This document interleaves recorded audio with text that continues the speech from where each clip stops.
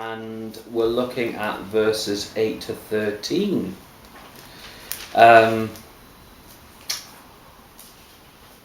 I think just to get started we should read those passages. So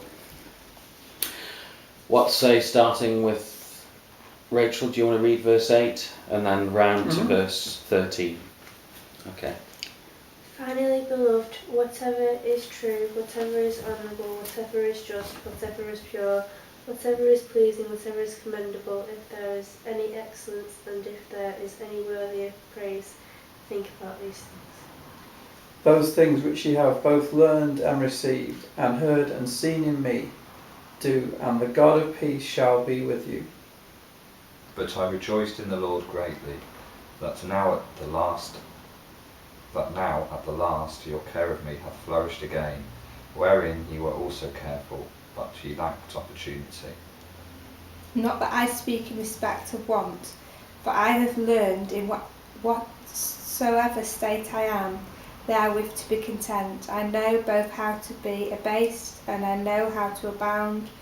Everywhere and in all things I am instructed both to be full and to be hungry, both to abound and to suffer need. I can do all things through Christ who strengthens me. Okay, so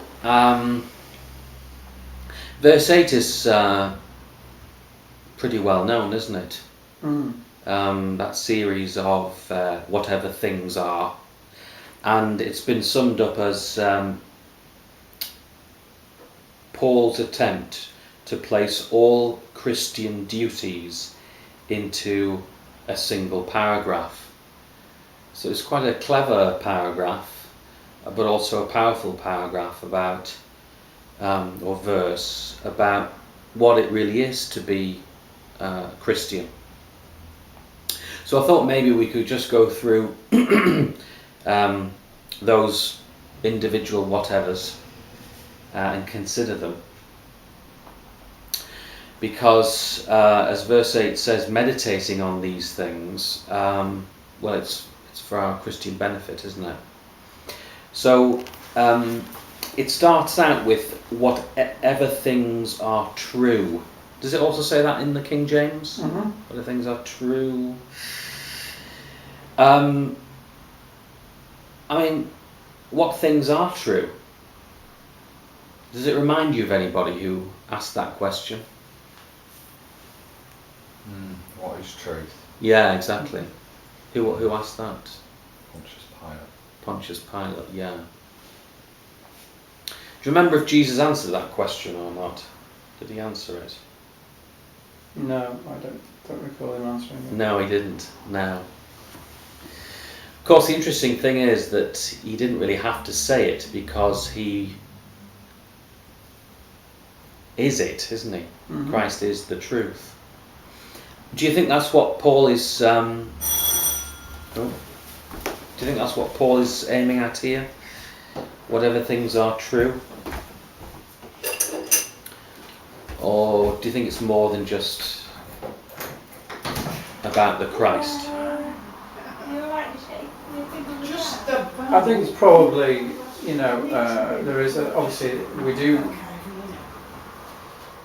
want to think on Christ, obviously, but it's all the virtue that comes with being a Christian, all the great truths that are revealed through Christ and through His testimony. Through God's testimony in the Bible, all those truths are worthy to think on, aren't they? Yeah, definitely.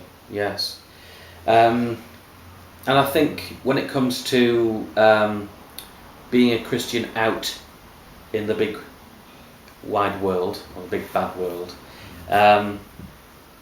what do you think the message is there? Whatever things are true. What does it say about us as our conduct, our relationships? It just stresses how important it is to be truthful, doesn't it? Yeah, exactly. But I think to live out the truth, Yeah. like I was asked today, are you satisfied with your life?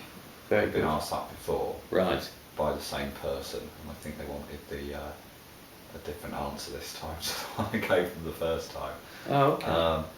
But, just interest. In what context was that then? Just out of the blue. Why would they ask you? That's an interest. I mean, there's not many people that would ask that question. No, it's not. Are they religious or philosophical or? Not religious. Maybe slightly reflective. Yeah. Of, in light of the difference between their culture and our culture. Ah, okay.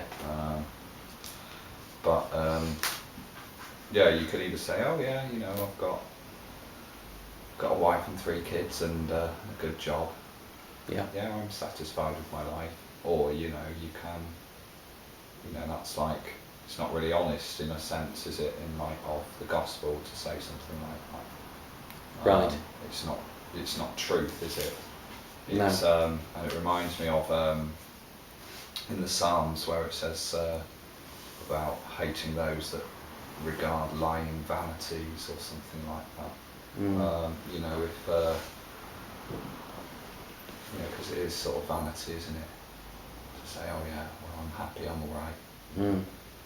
My barns are full.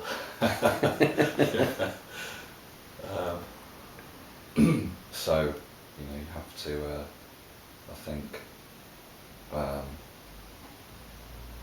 you know, if you're talking about truth, and I'm not sure what the difference is between what sort of things are true and what sort of things are honest. Yeah, it's funny because that I was going to say that links on to the next one. Whatever things are honest. I mean, in mine it says whatever things are noble. So it's honest in the King James, isn't it? Mm-hmm. What else have we got? Honourable. Honourable. Okay. But don't you think true means what is right? Yes, absolutely. Have you Yeah. said that? So. Well, we touched on it. Yeah. Yeah, no, Yeah. it doesn't mean just telling the truth. I think it means whatever things are right or true. Ah, okay. Yes, Yeah, as in when they talk about you know, a straight line, you know, it's true. It's straight. Right. It's not- Yes. Like a plumb line. Like a plumb line, yes. Right, Yeah, okay. the line is true. Ah, okay. Yes. So maybe it's to do with that, the correctness of the thing. I mean, one of the commentaries said. Oh, it does say, I beg your pardon, it just says whatever is right further down in mine. Oh, does it? Yeah, the commentary says truth in word, in action, and in thought must be cherished. Christ is the truth. His followers must be truth itself.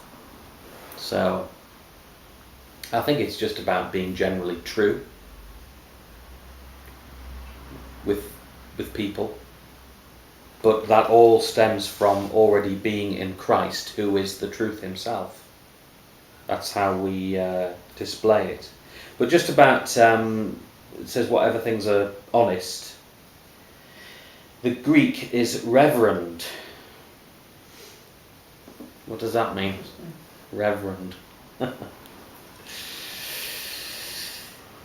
Any ideas? Well, you think of Reverend so and so, don't you?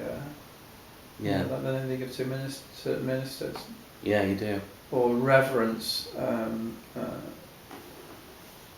having reverence for something that's holy. Those are the kind of connotations that brings up in my mind. Yeah, exactly. Yeah. When you reverence something, what do you do to it? Hold it up.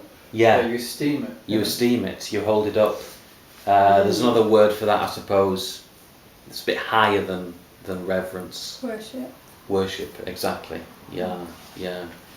So, whatsoever things are worthy of worship are worshipful. Yeah. What's worshipful? What is worthy of reverence then? For a Christian? It's God, isn't it? It is, isn't it? Yeah. But it's interesting that Paul should have to say that, though,